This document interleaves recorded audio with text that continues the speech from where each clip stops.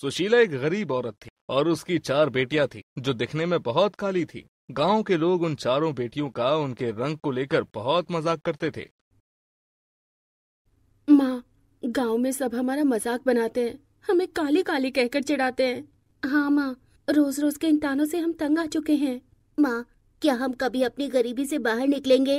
हाँ, अगर ऐसे ही चलता रहा तो जीना बहुत मुश्किल हो जाएगा। माँ ने गंभीर होकर अपनी चारों बेटियों की बात सुनी और फिर सरलता से कहा, मैं जानती हूँ कि तुम बाकी लोगों से अलग हो।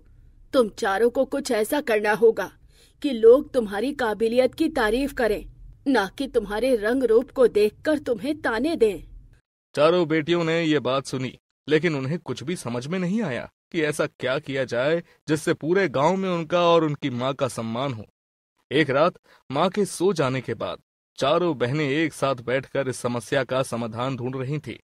मुझे लगता है कि पढ़ाई लिखाई एक ऐसी ताकत है जिससे सब लोगों का मुंह बंद किया जा सकता है, लेकिन खुद की पढ़ाई लिखाई के लिए भी पैसे चाहिए।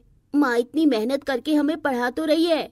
हाँ, हमारे पास जो भी है उसमें हमें कुछ ऐसा करना होगा जिससे लोग हमारी तारीफ करें। अगली सुबह चारों बहनों ने अपनी माँ से बात की। माँ, तुम जो काम करती हो वो काम हमें भी तो मिल सकता है। तुम सब पागल हो। मैं फैक्ट्री में मजदूर का काम करती हूँ। इतनी गर्मी में अपने शरीर से खून पसीना दोनों बहाती हूँ ताकि तुम चारों कुछ अच्छा करो, और तुम ये कह रही हो कि तुम भी वही काम करोगी। माँ, सुनीता ठीक कह रही है। अभी आप अकेले काम करते हो, फिर हम 5 करेंगे। 5 लोग काम करेंगे तो ज्यादा पैसा आएगा, और ज्यादा पैसे आएंगे तो हम ज्यादा अच्छे से पढ़ेंगे, और ज्यादा अच्छे से पढ़ेंगे तो जीवन में कुछ अच्छा और बड़ा हासिल कर पाएंगे। अपनी चारों बेटियों की बातें सुनकर सुशीला एक सोच में पड़ गई। क्या हुआ माँ, कहाँ खो गई? बस यही सोच रही थी कि बात तो तुम चारों की बिल्कुल ठीक है, लेकिन कुछ नहीं माँ। जब लोग ताने देते हैं तो कुछ साल और सही, लेकिन एक दिन आएगा जब हम चारों बहनों को पूरा गांव सलाम करेगा और तुम्हारा सम्मान। ठीक है, मैं तुम चारों के लिए फैक्ट्री के मालिक से बात करती हूँ, लेकिन फैक्ट्री के अंदर और भी ज्यादा गर्मी होती है। बिस्किट बनाने का काम आसान नहीं है। आसान तो माँ इस दुनिया में कुछ भी नहीं। तुम बात करो, फिर हम सब साथ में काम पर जाएंगे। सुशीला अपनी चारों बेटियों के लिए फैक्ट्री के मालिक से बात करती है। फैक्ट्री का मालिक सबके लिए हाँ कर देता है। अगले दिन से सुशीला और उसकी 4 बेटियां फैक्ट्री में काम करने के लिए जाती हैं। रास्ते में गांव वाले उन्हें फिर से ताने देते हैं। देखो देखो, ये चारों काली काम पर भी जाने लगी। हाँ, हमें तो पहले ही पता था ये सिर्फ मजदूरी ही कर सकती हैं। पता नहीं इनकी कभी शादी भी होगी या नहीं। कोई इतनी काली लड़कियों से शादी करेगा भी या नहीं। सुशीला और उसकी चारों बेटियां ताने सुनती, लेकिन पलट कर कोई जवाब नहीं देती, क्योंकि वो अपनी कामयाबी से पूरे गांव को जवाब देना चाहती थी। सुशीला और उसकी चारों बेटियों ने दिन रात मेहनत भी की और पैसे भी जमा किए। अच्छे संस्थान से पढ़ाई भी शुरू कर दी। दिन में फैक्ट्री में काम और रात में पढ़ाई में बहुत मेहनत करने लगी। देखो, पढ़ाई वाली मेहनत में किसी भी तरह की कोई कमी मत रहने देना। कोई कमी नहीं होगी, हमें हमारा मकसद याद है। कभी कभी पड़ोसन भी आकर सुशीला का मजाक बनाती है। अरे फैक्ट्री में काम करो या पढ़ाई, तुम चारों का कुछ नहीं होने वाला। लड़कियों का सुंदर होना बहुत जरूरी है।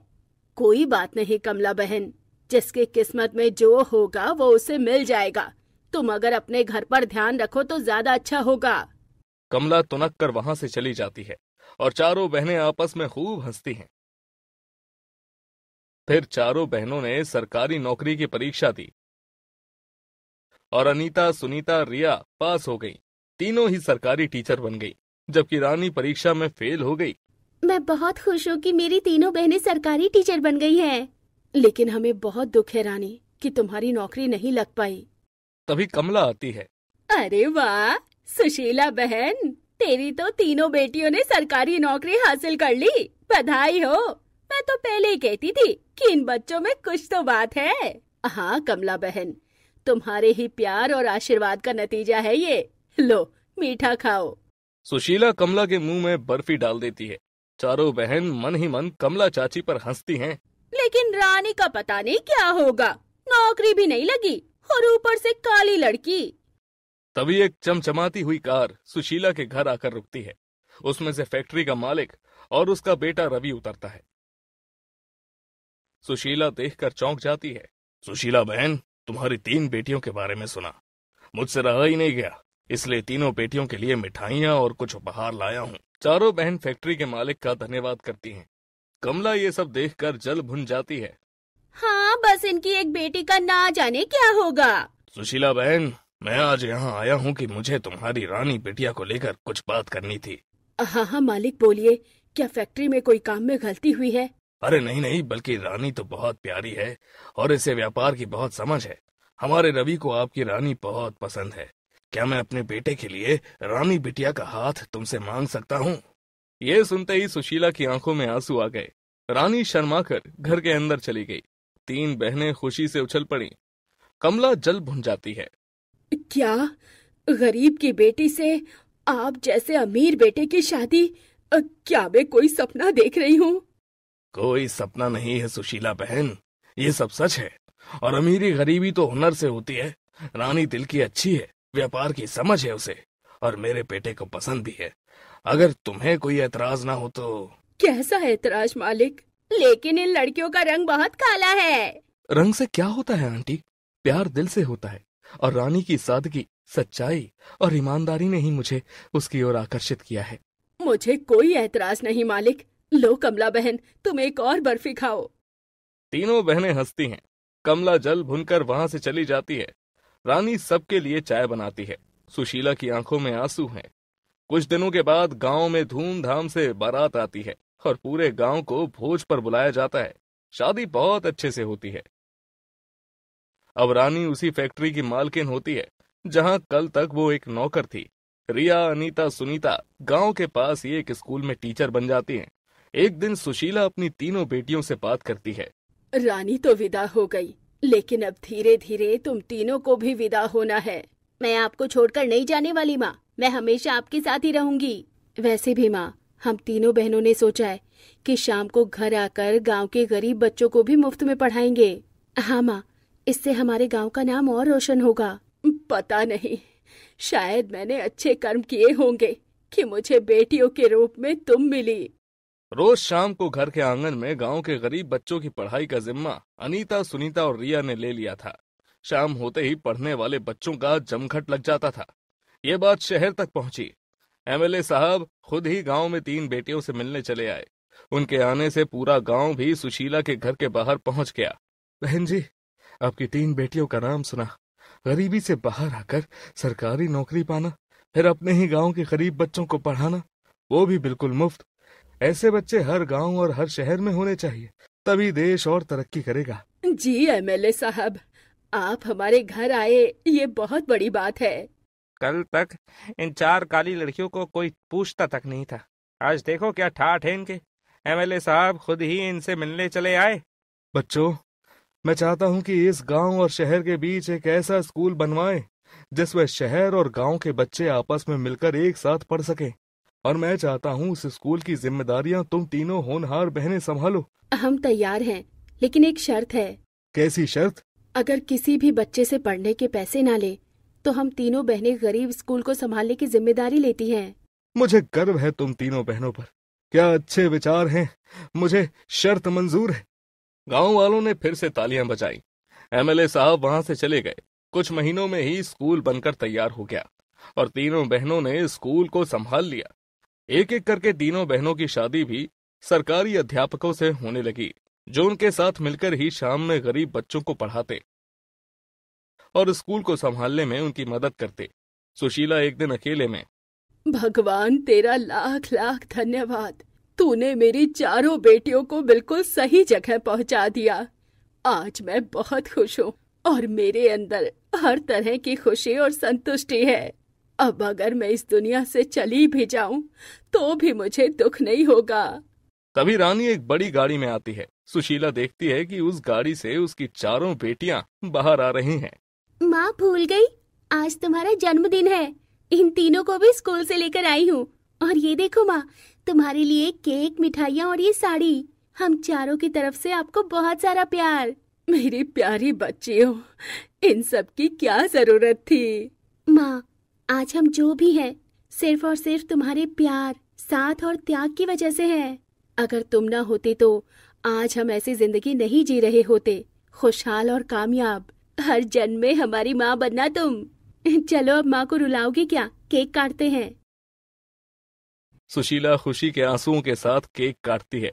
चारों बेटियां ताली बजाकर जन्मदिन की मुबारकबाद देती हैं। कल तक सब मेरी बेटियों को कहते थे गरीब माँ की गरीब काली बेटियां, लेकिन आज सब कहते हैं कि गरीब माँ की अमीर 4 काली बेटियां। और ये अमीरी पैसों की तो है, लेकिन मान सम्मान की भी है, आत्मविश्वास की भी है, और अपने पैरों पर खड़े होकर ये दिखाने की अमीरी है कि रंग किसी की किस्मत तय नहीं करता। हम किस्मत से अमीर तब होते हैं जब हम कुछ कर दिखाने का जज्बा रखते हैं। मुझे मेरी चारों बेटियों पर गर्व है। बड़ी गहरी रात थी। चारों तरफ अंधेरा ही अंधेरा था। पवन अपनी बहन के यहाँ से वापस आ रहा था। आज राखी का त्योहार था। वो सुबह सवेरे ही तैयार होकर अपनी बहन के ससुराल राखी बंधवाने गया था, लेकिन आते समय देर हो गई। रास्ता खतरनाक है, ये जानते हुए भी पवन किसी भी तरह जल्दी से जल्दी घर पहुंचना चाहता था, क्योंकि उसकी माँ घर पर अकेली थी। तभी उसने देखा आसपास झाड़ियों में छुपे हुए 4 लोग बाहर आ गए। ए, जो भी कुछ तेरे पास है वो सब निकाल कर हमें दे दे, अगर जान प्यारी है तो। अरे भैया, मैं तो गरीब आदमी हूँ, मेरे पास कुछ नहीं है। जेब में सिर्फ ये 300-400 रुपए पड़े हैं, वही तुम ले लो।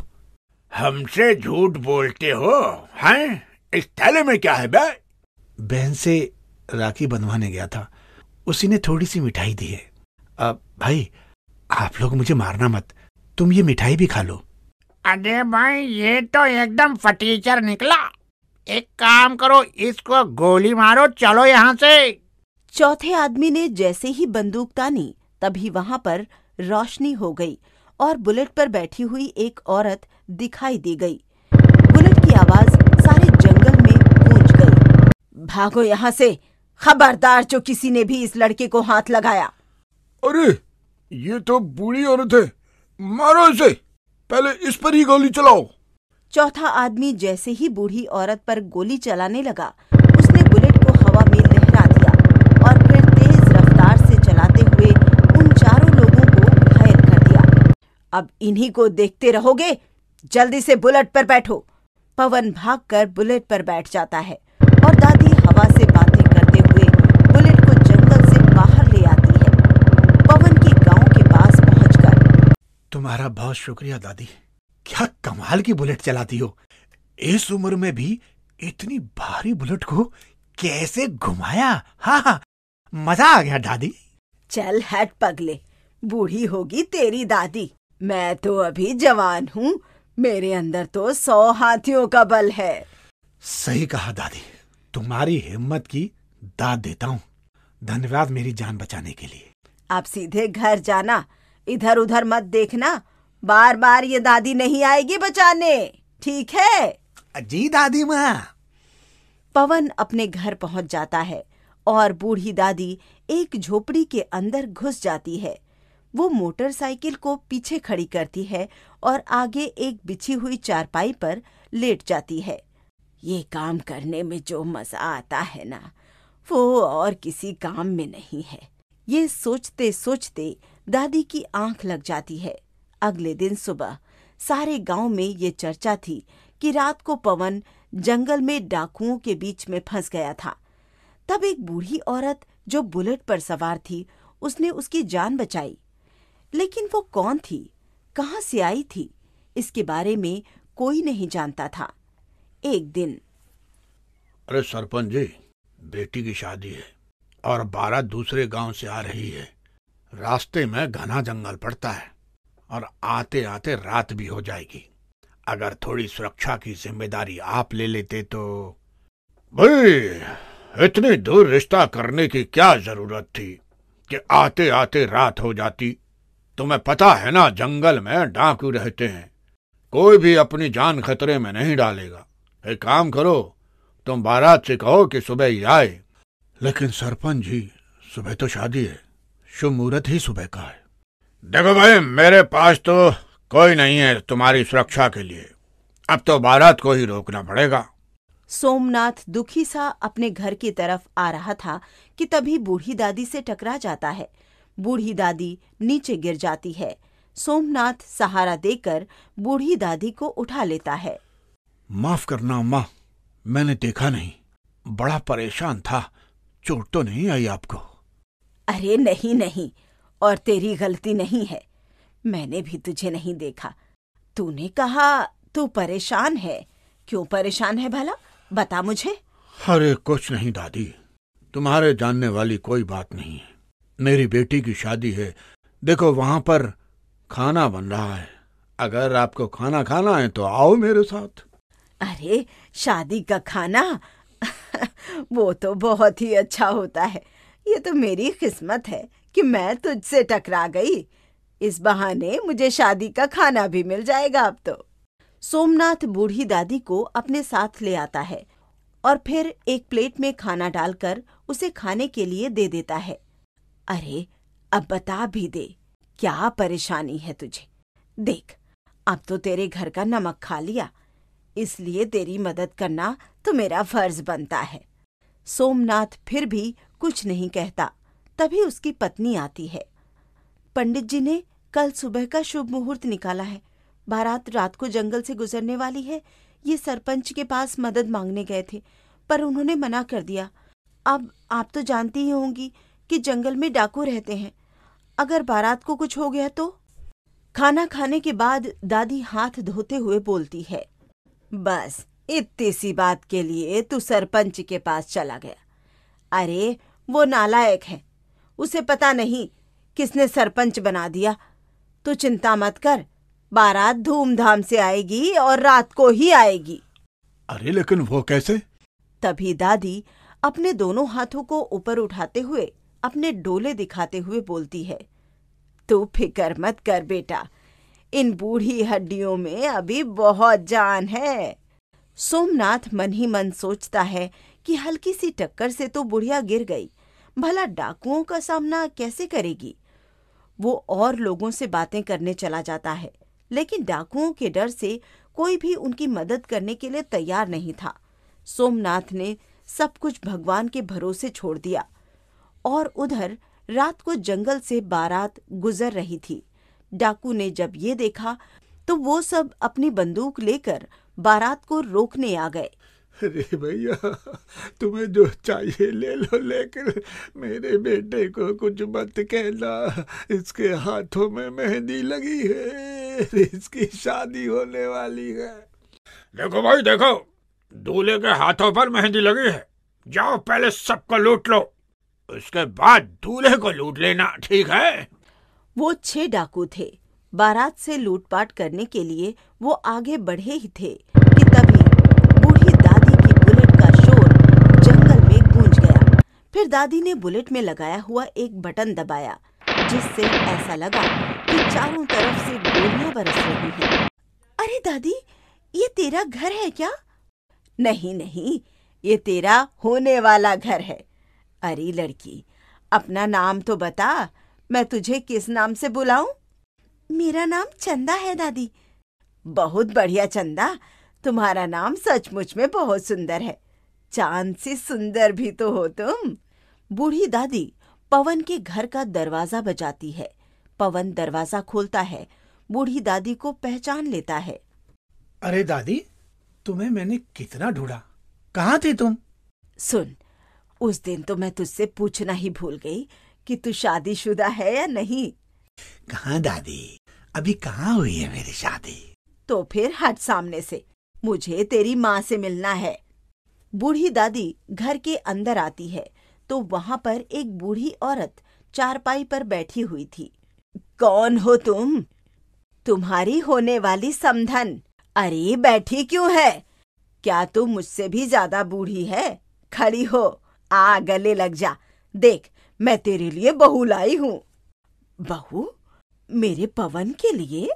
फिर वो बाहर आती है, चंदा को देखती है और खुश हो जाती है।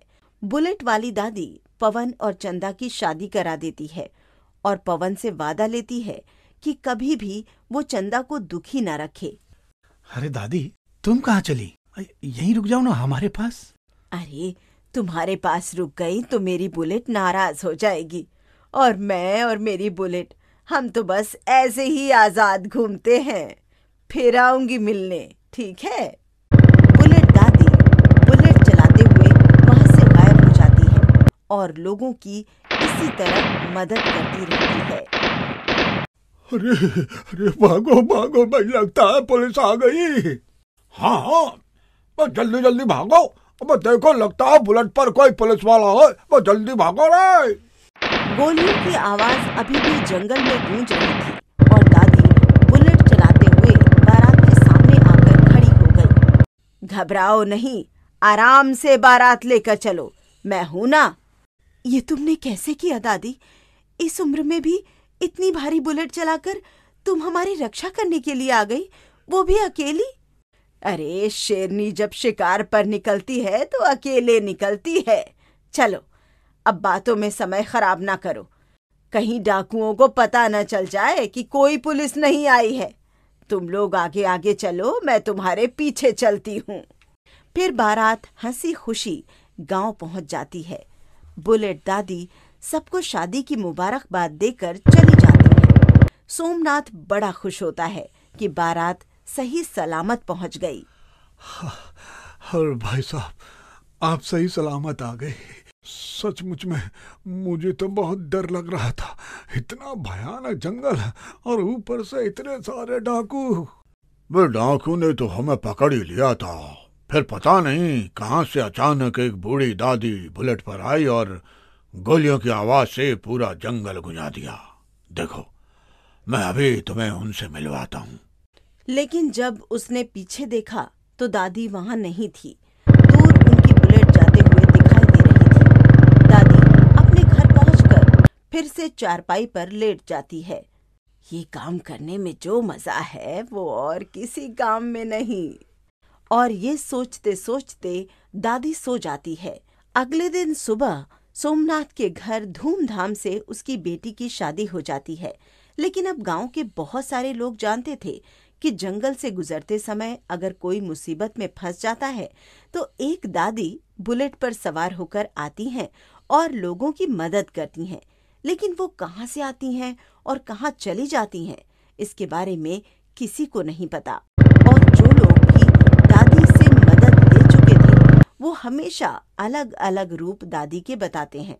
कोई कहता है उनके बाल सफेद हैं तो कोई कहता काले, कोई कहता कि वो छोटी है तो कोई कहता वो लंबी है। बूढ़ी दादी बुलेट वाली सबके लिए एक रहस्यमय दादी बन गई। एक दिन जंगल के बाहर बहने वाली नदी के पास एक लड़की खड़ी हुई थी।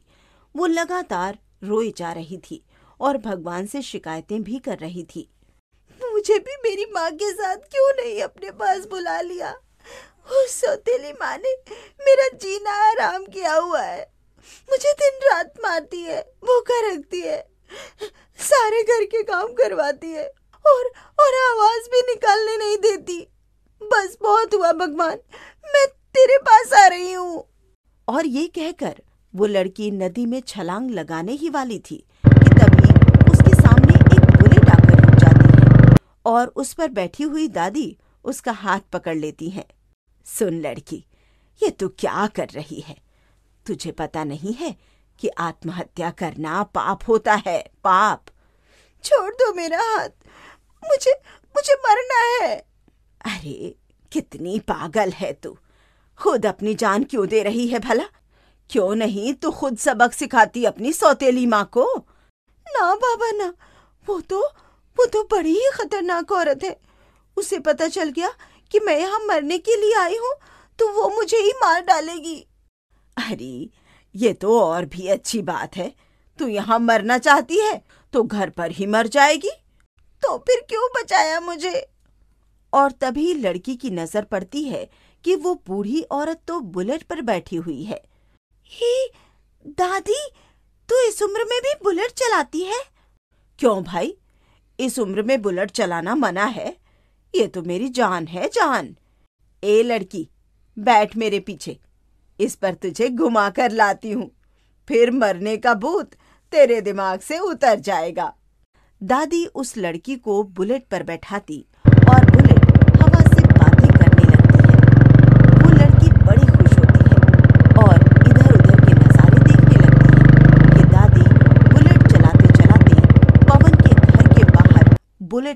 खड़ा कर देती है। अरे दादी, ये तेरा घर है क्या? नहीं नहीं, ये तेरा होने वाला घर है। अरे लड़की, अपना नाम तो बता, मैं तुझे किस नाम से बुलाऊं? मेरा नाम चंदा है दादी। बहुत बढ़िया चंदा, तुम्हारा नाम सचमुच में बहुत सुंदर है। चांद से सुंदर भी तो हो तुम। बूढ़ी दादी पवन के घर का दरवाजा बजाती है। पवन दरवाजा खोलता है, बूढ़ी दादी को पहचान लेता है। अरे दादी, तुम्हें मैंने कितना ढूंढा, कहाँ थी तुम? सुन, उस दिन तो मैं तुझसे पूछना ही भूल गई कि तू शादीशुदा है या नहीं। कहाँ दादी, अभी कहाँ हुई है मेरी शादी? तो फिर हट सामने से, मुझे तेरी माँ से मिलना है। बूढ़ी दादी घर के अंदर आती है तो वहां पर एक बूढ़ी औरत चारपाई पर बैठी हुई थी। कौन हो तुम? तुम्हारी होने वाली समधन। अरे बैठी क्यों है? क्या तू मुझसे भी ज्यादा बूढ़ी है? खड़ी हो, आ गले लग जा। देख, मैं तेरे लिए बहू लाई हूँ। बहू? मेरे पवन के लिए? फिर वो बाहर आती है, चंदा को देखती है और खुश हो जाती है। बुलेट वाली दादी पवन और चंदा की शादी करा देती है और पवन से वादा लेती है कि कभी भी वो चंदा को दुखी ना रखे। अरे दादी, तुम कहाँ चली? यहीं रुक जाओ ना हमारे पास। अरे तुम्हारे पास रुक गई तो मेरी बुलेट नाराज हो जाएगी, और मैं और मेरी बुलेट, हम तो बस ऐसे ही आजाद घूमते हैं। फिर आऊंगी मिलने, ठीक है? बुलेट दादी बुलेट चलाते हुए वहां से गायब हो जाती है और लोगों की इसी तरह मदद करती रहती है।